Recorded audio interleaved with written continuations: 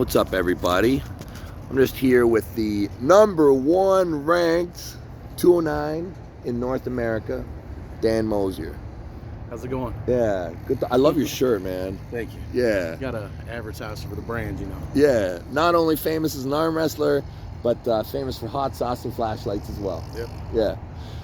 Buddy, I wanted to ask you a little bit about, because I remember when I met you, like at the beginning, you were just coming into sport and you were a bodybuilder. Yeah. And I mean, now you're the guy. Like, you're the #1 guy ranked in North America, 209. And I always thought that guys coming in from bodybuilding, it's like you got all this clay to work with. Yeah. A lot of guys don't have, like at the beginning, but there's something there. And I'm just wondering if you can shed light on that process from bodybuilder to top ranked arm wrestler. Yeah, so I used to live in Ohio and worked out with a couple guys up there, and they kind of talked me into arm wrestling people at parties and all that. So I'd always worked out to look strong and look big and everything. So Buddy talked me into going to the Ohio State Championship in a novice class. I competed in the novice and I ended up winning it. So those guys had trained for arm wrestling and everything. I wanted to see how far I could go. I never really knew all the side pressure and the technique and all that. So I already had a really good strong grip and did a lot of wrist curls and hand grip strength exercises and all that. So the bodybuilding type background gave me a huge advantage over somebody that, you know, maybe an office worker or a marathon runner or somebody that's built different, you know. So I already had a lot to work with, a lot of strength, and I was good with it. Just didn't know how to do with a setup or any technique on the table. But it gave me a huge advantage over someone that's just starting, trying to build the body strength, the size, and the technique all at once.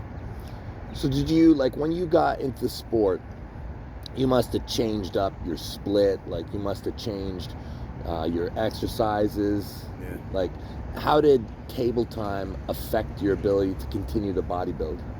So I used to try to lift the heavy on bench press and military press and all that. So I figured out real quick, if you're going to arm wrestle, you're probably not going to be real good at bench pressing, because it hurt my elbows really bad trying to lock out and bench press. So I decided to go with the arm wrestling. I was doing really good and I did well without training for it. So I wanted to go and, you know, get with the best guys and travel around and try to train with different teams and learn more. So I kind of canceled out the bodybuilding dreams and hopes and went all with the arm wrestling, and it turned out to be really good for me. So probably the best decision I made. Yeah, no kidding. You won a lot of bikes and you kicked ass all over the place. Trying to keep up with it. I feel like, you know, with the way arm wrestling's growing right now, especially with guys like Larry, you know, who's, you know, Larry's not just a bodybuilder, he's a lot of things, but I think a lot of the bodybuilding community looks more at arm wrestling than they ever have. Yeah.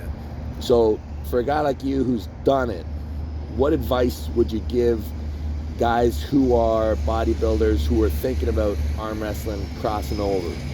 So to me, the main thing I see with bodybuilders that get into arm wrestling, they're really strong, but they haven't trained their connections, their tendons and ligaments, and that takes more time to build. They're not like muscle, they're more like wood.